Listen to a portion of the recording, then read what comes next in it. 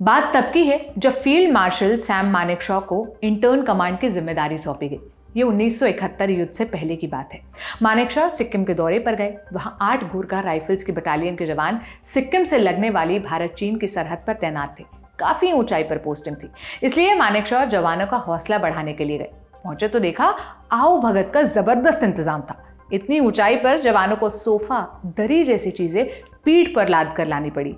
यह कारस्तानी थी commanding officer यानी सीओ की। मानेकशॉ ने देखा तो बहुत नाराज हुए। जवानों को बेवजह तकलीफ देना उन्हें कतई नापसंद था, इसलिए उन्होंने सीओ को बुलाया और कहा, मुझे लगता था आप लोगों को यहाँ दिक्कत हो रही होगी, लेकिन ये सब देखकर पता चलता है कि आप यहाँ बड़े मजे में हैं। अगर 1 साल और आपको यहाँ रखा जाए तो इसमें मुझे कोई हर्ज नहीं दिखाई देता। ये सुनकर सीओ सकपका गया। बटालियन की तैनाती का कार्यकाल खत्म हो रहा था। अब बारी थी शांत इलाके में जाने की, इसलिए जैसे ही सीओ ने 1 साल और सुना, वो कड़ा ऐतराज जताने लगा। मानेकशॉ ने तब उसे कड़ी डांट लगाई, ऐसी कि वो शायद जिंदगी भर न भूल पाया हो। ये सैम मानेकशॉ की पर्सनालिटी थी, कड़क। उनकी जिंदगी के रूपले पर्दे पर दिखाने के लिए एक फिल्म आई है, सैम बहादुर। फिल्म में सैम मानेकशॉ की जिंदगी के कई पहलू हैं, लेकिन कुछ ऐसे भी हैं जो छूट गए। सो हमने सोचा क्यों ना आपको सैम मानेकशॉ की जिंदगी से जुड़े कुछ ऐसे ही किस्से सुनाए जाएं। नमस्ते, मेरा नाम सोनल है और आप देख रहे हैं ऐतिहासिक किस्सों कहानियों से जुड़ा हमारा रोजाना का कार्यक्रम तारीख। हनादी फाल्के अपनी किताब फील्ड मार्शल सैम मानेकशॉ में एक किस्से का जिक्र करती हैं। बात तब की है जब भारत का बंटवारा हुआ। एक फेमस किस्सा है। मानेकशॉ को मोहम्मद अली जिन्ना ने पाकिस्तानी फौज ज्वाइन करने का ऑफर दिया था, जो मानेकशॉ ने ठुकरा दिया। मानेकशॉ की एक मोटरसाइकिल थी, ये याया खान ले गए, लेकिन पैसे नहीं दिए। 1971 का युद्ध जीतने के बाद मानेकशॉ ने कहा, याया ने मोटरसाइकिल के पैसे नहीं दिए, बदले में आधा तेज देना पड़ा। ये किस्सा बहुत बार सुनाया जा चुका है। हम जो सुनाने जा रहे हैं वो किस्सा भी मानेकशॉ की मोटरसाइकिल से जुड़ा है, लेकिन ये मोटरसाइकिल दूसरी है।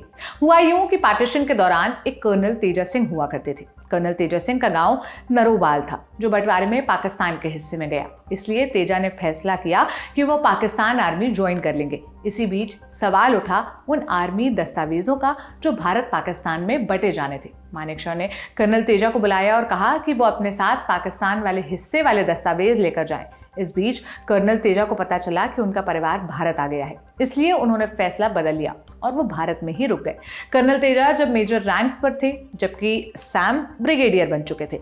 कर्नल तेजा के पास एक साइकिल थी, काम पर वही चलाकर जाते, इसलिए अक्सर देर हो जाती। एक रोज सैम की पत्नी सीलू मानेकशॉ ने कर्नल तेजा को साइकिल चलाते हुए देख लिया। साइकिल में हेडलाइट भी नहीं थी, लिहाजा सीलू ने कर्नल तेजा से कहा, तुम ब्रिगेडियर यानी मानेकशॉ की मोटरसाइकिल क्यों इस्तेमाल नहीं करते?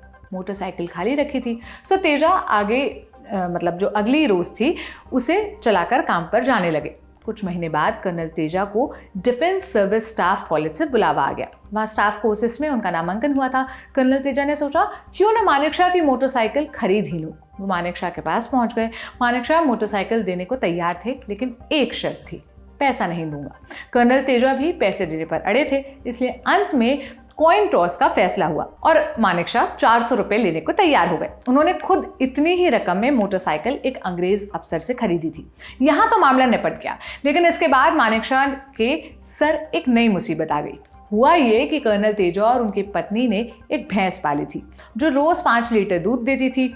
जब सीलू मानेकशॉ को ये पता चला कि वो भैंस खरीदने को तैयार हो गई, ये बात उन्होंने मानेकशॉ को बताई। मानेकशॉ अब अलग मुसीबत में थे। दरअसल मानेकशॉ को अपने बगीचे से बहुत प्यार था। उन्हें पता था भैंस आई तो बगीचा बर्बाद। इस प्रॉब्लम से निजात पाने के लिए मानेकशॉ ने एक रास्ता निकाला। वो अगली सुबह सीधे कर्नल तेजा के ऑफिस में घुसे, तमतमाए हुए बोले, तेजा तुम मोटरसाइकिल के पैसे नहीं देना चाहते तो मत दो, लेकिन अपनी भैंस मेरे सर मत डालो। मानेकशॉ को भैंस से छुटकारा मिला या नहीं ये पता नहीं, लेकिन ये घटना लेजेंडरी मानेकशॉ के लेजेंडरी किस्सों की फहरिस्त में जमा हो गई। दूसरा किस्सा है पश्चिम बंगाल का। आजादी के कुछ समय बाद की बात है। पश्चिम बंगाल के मुख्यमंत्री हुआ करते थे बीसी रॉय। एक बार कलकत्ता में ऐसे दंगे भड़के कि पुलिस से संभाले नहीं संभली। जब सैकड़ों लोगों की मौत की खबर आई, बीसी रॉय ने सरदार पटेल से मुलाकात की। रॉय ने मानेकशॉ को भी कोलकाता, जो तब कलकत्ता हुआ करता था, वहां बुलाया। जब सैम पहुंचे तो सरदार पटेल भी सीएम ऑफिस में मौजूद थे। मामले की गंभीरता को देखते हुए पटेल ने सैम से पूछा, अगर मामला आर्मी को सौंप दिया जाए कितने लोग मारे जाएंगे और हालात संभालने में कितना वक्त लगेगा? सैम तब नए नए ब्रिगेडियर बने थे। उन्होंने जवाब दिया, करीब 100 लोग मारे जाएंगे और हालात नॉर्मल होने में 1 महीना लगेगा। पटेल ने सैम से कहा, आर्मी को कंट्रोल लेने दो। इसके बाद आर्मी ने मामला संभाला। 1 महीने बाद जब हालात नॉर्मल हो गए, सरदार पटेल और मानेकशॉ की मुलाकात हुई। इस बार पटेल ने मानेकशॉ से कहा, तुमने मुझे सच नहीं बताया। तुमने कहा था 100 लोगों की जान जा सकती है, लेकिन आर्मी की बंदूक से 1 आदमी भी नहीं मरा। इसके बाद पटेल ने मानेकशॉ को शाबाशी दी और काफी देर तक उनकी पीठ थपथपाते रहे। आखिरी किस्सा भी बंगाल का है। मानेकशॉ अपनी गाड़ी में थे। कार कलकत्ता के दमदम हवाई अड्डे की तरफ जा रही थी। मानेकशॉ को प्लेन पकड़ना था, लेकिन बीच रास्ते में उनकी गाड़ी जाम में फंस गई। ये वो दौर था जब पश्चिम बंगाल में आए दिन कोई ना कोई प्रदर्शन होते रहते थे। एक नेताजी थे जिन्होंने बीच रोड मजमा लगाकर माइक पकड़ रखा था और भाषण पर भाषण देते रहे। मानेकशॉ ने कुछ देर तो इंतजार किया, लेकिन फिर भी भाषण खत्म न हुआ। उनके साथियों ने कहा, दूसरे रास्ते से निकल जाते हैं। मानेकशॉ ने इनकार कर दिया। गाड़ी का दरवाजा खोलकर उतरे, नेताजी के पास पहुंच गए। मानेकशॉ को देखकर नेताजी कुछ चौंके। उम्मीद थी मानेकशॉ कुछ कहेंगे। एक हाथ आगे आया। मानेकशॉ ने न सिर्फ इतना कहा, I am Sam Manekshaw. Netaji को लगा मानेकशॉ आगे कुछ कहेंगे, लेकिन मानेकशॉ चुपचाप खड़े रहे। अंत में नेताजी ने भी मानेकशॉ से हाथ मिलाया और अपना परिचय दिया। इसके बाद मानेकशॉ ने उनसे कहा कि सड़क से भीड़ हटाएं, देरी हो रही है। नेताजी से कुछ जवाब देते नहीं बना। भीड़ जो अब तक ये सब देख रही थी, चुपचाप तितर बितर हो गई और नेताजी जो थे बेचारे माइक पकड़े रह गए। अब इसी किस्से के साथ आज का एपिसोड यहीं पर समाप्त करते हैं। ये किस्से लिखे थे मेरे साथी नावेद ने, जिसे एडिट किया मेरे साथी कमल ने। आपको कैसे लगे कमेंट बॉक्स में ज़रूर बताइएगा। और अब फिर मुलाकात होगी जब कभी निखिल जी नहीं होंगे। शुक्रिया।